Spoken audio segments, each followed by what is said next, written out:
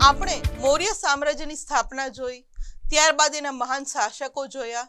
ચાલો હવે આપણે જોઈએ મૌર્ય યુગનું વહીવટી તંત્ર. એનું વહીવટ છે એ કઈ રીતે ચાલતો હતો. આમ તો આપણને ખ્યાલ જ છે કે મૌર્ય યુગનો વહીવટ છે એ કોના માર્ગદર્શન હેઠળ હતો? તો કે ચાણક્યના માર્ગદર્શન હેઠળ ચાલતો હતો.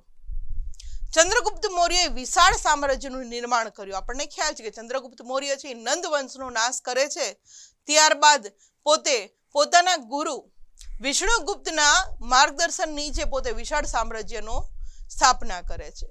મૌર્ય સામ્રાજ્યનો વિસ્તાર છે એ સમ્રાટ અશોકે પણ કર્યો હતો. આમ તો એમ કહેવામાં આવે છે કે બિંદુસાર છે એ તો જેટલું આપ્યું છે એના પિતા તરફથી એટલું જ સામ્રાજ્ય સંભાળે છે, પણ અશોક છે એ એમાં વધારો કરે છે. વિશાળ સામ્રાજ્યના વિભાગ પાડી તેનો સુવ્યવસ્થિત વહીવટ ચલાવવા માટેનું આયોજન ચંદ્રગુપ્તના મુખ્યમંત્રી અને પ્રખર રાજનીતિજ્ઞ વિષ્ણુગુપ્ત ચાણક્ય, કે જેને કૌટિલ્ય દ્વારા પણ ઓળખવામાં આવે છે, એના દ્વારા કરવામાં આવ્યું હતું. કે કઈ રીતે અવડું મોટું સામ્રાજ્ય છે એ સંભાળવું, એનો વહીવટ કઈ રીતે ચલાવવું, આ જે આયોજન છે એ ચંદ્રગુપ્તના એક મુખ્યમંત્રી હતા એ અને બીજા આ ચાણક્ય, કે જેને આપણે કૌટિલ્ય તરીકે પણ ઓળખીએ છીએ, એના દ્વારા કરવામાં આવ્યું હતું. આ ઇમેજની અંદર ચંદ્રગુપ્ત મૌર્ય, સમ્રાટ અશોક અને ચાણક્ય, કે જે ના માર્ગદર્શન નીચે આ મૌર્ય યુગનું વહીવટી તંત્ર ચાલતું હતું, એમ આપણે કહી શકીએ છીએ. વહીવટી તંત્રના એમ કહેવામાં આવે છે કે 3 અંગો હતા. 3 અંગો કયા કયા હતા? તો કે સૌથી પહેલું કેન્દ્રીય, ત્યારબાદ પ્રાંતીય અને ત્યારબાદ પ્રાદેશિક અથવા તો સ્થાનિક. વિદ્યાર્થી મિત્રો, આજે આપણે ભારતની પણ રાજ્ય વહીવટ છે આ જ રીતે ચાલે છે. દિલ્હીની અંદર આપણે કેન્દ્રીય કહે છે કે કેન્દ્ર સરકાર છે, ત્યારબાદ અલગ અલગ રાજ્યની અંદર જેને આપણે રાજ્ય કહે છે એ સમયની અંદર પ્રાંતીય કહેવાતું. પ્રાંતની સરકાર એટલે કે રાજ્ય સરકાર હોય છે, અને ત્યારબાદ જે તે જિલ્લાની અંદર એટલે કે પ્રાદેશિક સ્થાનિક, પછી જિલ્લો હોય, તાલુકો હોય કે ગામડું હોય, ત્યાં પોતાની સ્થાનિક સરકાર કે સ્થાનિક લોકો ત્યાંનું શાસન કરતા હોય છે. એટલે આમ જોવા જઈએ તો અત્યારની આધુનિક અને આ ઐતિહાસિક મૌર્ય વંશની આ બંને એમ કહેવામાં આવે છે કે વહીવટી તંત્ર તો આપણને લગભગ સરખું જોવા મળે છે. સૌપ્રથમ એમાં કેન્દ્રીય વહીવટી તંત્રની વાત કરીએ તો સમ્રાટ એટલે કે રાજા શાસન વ્યવસ્થામાં કેન્દ્ર સ્થાને હતો. કે છેલ્લો નિર્ણય કોનો ગણાય? તો કે સમ્રાટનો એટલે કે રાજાનો ગણાતો. રાજા સામ્રાજ્યનો વહીવટી, લશ્કરી અને ન્યાયતંત્રનો વડો હતો. કારણ કે જે કાંઈ વહીવટ કરવાનો હોય, લશ્કર છે, ન્યાય છે, આ બધાનો વડો કોને ગણવામાં આવતો હતો? રાજાને ગણવામાં આવતો હતો. રાજાનું પદ વંશ પરંપરાગત હતું. આપણને ખ્યાલ જ છે કે ચંદ્રગુપ્ત મૌર્ય છે એ પોતાના પુત્ર બિંદુસારને ગાદી સોંપે છે, બિંદુસાર પોતાના પુત્ર અશોકને ગાદી સોંપે છે. આમ વંશ પરંપરાગત મૌર્ય સામ્રાજ્યની અંદર વહીવટી તંત્ર જે કહેવામાં આવે છે કે આ રીતે ગાદી સોંપાતી હતી. પાટલીપુત્ર અને તેની આજુબાજુનો પ્રદેશ સમ્રાટના સીધા અંકુશ હેઠળ રહેતો હતો. આપણે કેમ દિલ્હીની અંદર ડાયરેક્ટલી કેન્દ્ર સરકારનું શાસન આવે, એ જ રીતે પાટલીપુત્ર છે એની રાજધાની હતી મૌર્ય સામ્રાજ્યની. એટલે પાટલીપુત્ર અને એની આજુબાજુનો જે કંઈ પ્રદેશ હતો એની ઉપર અંકુશ કોનો રહેતો હતો? તો કે સમ્રાટનો રહેતો હતો. અને આ ઇમેજની અંદર જે આપણે હમણાં જ વાત કરી કે દરેક વહીવટ થાય છે, લશ્કરી હોય, ન્યાયનો હોય કે બીજો કોઈ પણ હોય, તો એની અંદર મુખ્ય તો રાજા જ હતા, એ આપણે ઇમેજમાં જોઈ શકીએ છીએ. ત્યારબાદ વાત કરીએ તો સમ્રાટ મંત્રીઓ અને ઉચ્ચ અધિકારીઓની મદદથી વહીવટ ચલાવતા હતા. એટલે કે રાજા છે એને જ્યારે પણ વહીવટ ચલાવવામાં જરૂર પડે ત્યારે એના અધિકારીઓ છે, મંત્રીઓ છે, એની મદદ લેતા હતા. ચાણક્યએ કુલ 18 ખાતાઓ દર્શાવ્યા છે. ચાણક્યએ જે પોતાની બુક લખી છે અર્થશાસ્ત્ર, એની અંદર કુલ 18 ખાતાઓ બતાવેલા છે. આજે આપણા પણ વાત કરીએ સરકારની અંદર અલગ અલગ ખાતાઓ છે, તો એવી જ રીતે આ વહીવટી તંત્રની અંદર કેટલા ખાતાઓ હતા? તો 18 ખાતાઓ હતા.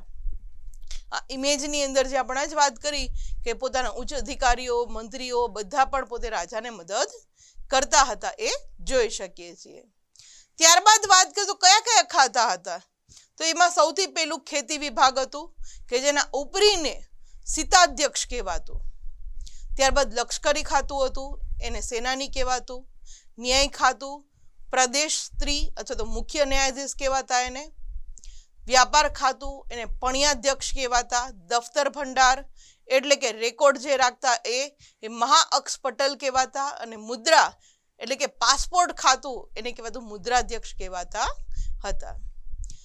પ્રાંતીય વહીવટની વાત કરીએ તો વિશાળ મૌર્ય સામ્રાજ્યને વહીવટી સરળતા ખાતર 5 વિભાગમાં વહેંચવામાં આવ્યું હતું.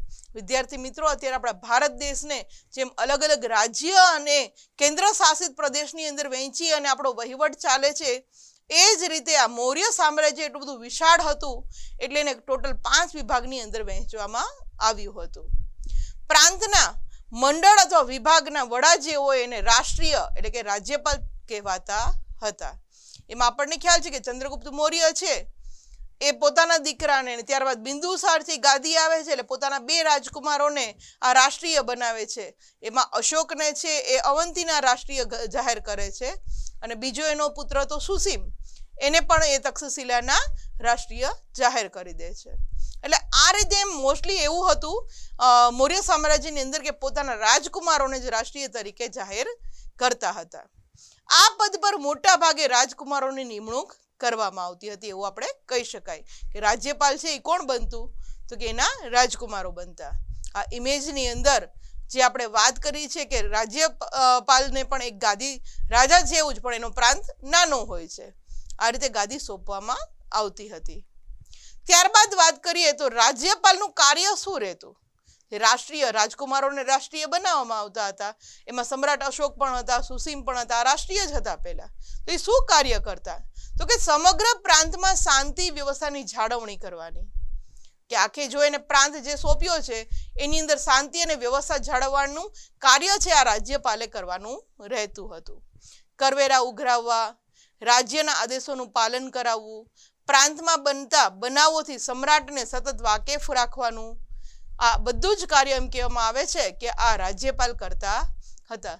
વિદ્યાર્થી મિત્રો, છે ને લાગે છે ને આપણા જેવી જ અત્યારની જે અદ્યતન જે કાંઈ શાસન વ્યવસ્થા છે એ પુરાણોમાંથી જ લેવામાં આવ્યું એવું આપણને લાગે છે. ત્યારબાદ પ્રાદેશિક વહીવટી તંત્રની વાત કરીએ એટલે કે સ્થાનિક. તો વહીવટી સરળતા માટે કોઈ પણ પ્રાંતને આહાર એટલે કે જિલ્લા અથવા સ્થાનીય માં વહેંચવામાં આવતો હતો. આહારને પ્રદેશ અથવા કે સંગ્રહણ અને તાલુકામાં વહેંચવામાં આવતો હતો. આહારનો અધિકારી રાજુક કહેવાતો હતો, અથવા તો આહારપતિ અથવા તો સ્થાનિક એવું નામ એને આપવામાં આવતું હતું. અને પ્રદેશનો અધિકારીને પ્રાદેશિક અથવા તો ગોપ પણ કહેવામાં આવતો હતો. આ ઇમેજની અંદર જે આપણે વાત કરી કે પ્રાદેશિક લેવલે પણ અહીંયા વહીવટ ચાલતો હતો. વહીવટી તંત્રના નાનામાં નાનું એકમ ગ્રામ હતું. અત્યારે આપણે જે ગામડા કહીએ છીએ, સૌથી પહેલા આપણો દેશ ભારત, ત્યારબાદ રાજ્ય, રાજ્યની અંદર જિલ્લા, જિલ્લાની અંદર તાલુકા, અને તાલુકાની અંદર નાનામાં નાના ગામડા. તો એ જ રીતે અહીંયા પણ એવું જ હતું કે પહેલા મગધ સામ્રાજ્ય, ત્યારબાદ એના પ્રાંતો, ત્યારબાદ સ્થાનિક, અને ત્યારબાદ એક નાના નાના ગામડા, એને ગ્રામ કહેતા હતા. તેનો ઉપરી ગ્રામની કહેવાતો હતો. શું કહેવાતું હતું? ગ્રામની. અત્યારે આપણે સરપંચ કહીએ છીએ, પણ એ જમાનાની અંદર ગ્રામની શબ્દ વાપરવામાં આવતો હતો. ગામના ચૂંટાયેલા સભ્યોની સમિતિની મદદથી ગ્રામીણી ગામનો વહીવટ ચલાવતો હતો. કારણ કે ગ્રામીણી છે, ગામનો વહીવટ કોણ ચલાવતો હતો? કે ગ્રામીણી ચલાવતો, એટલે કે ત્યાંનો સરપંચ ચલાવતો હતો. આ ઇમેજની અંદર આપણે ગ્રામીણી કે જે ગામનો વહીવટ છે, ગામનો જે કંઈ ન્યાય આપવાનો હોય કે વહીવટ કરવું, ઉઘરાવવાનું જે કંઈ કામ છે, એ આ ગ્રામીણીની મદદથી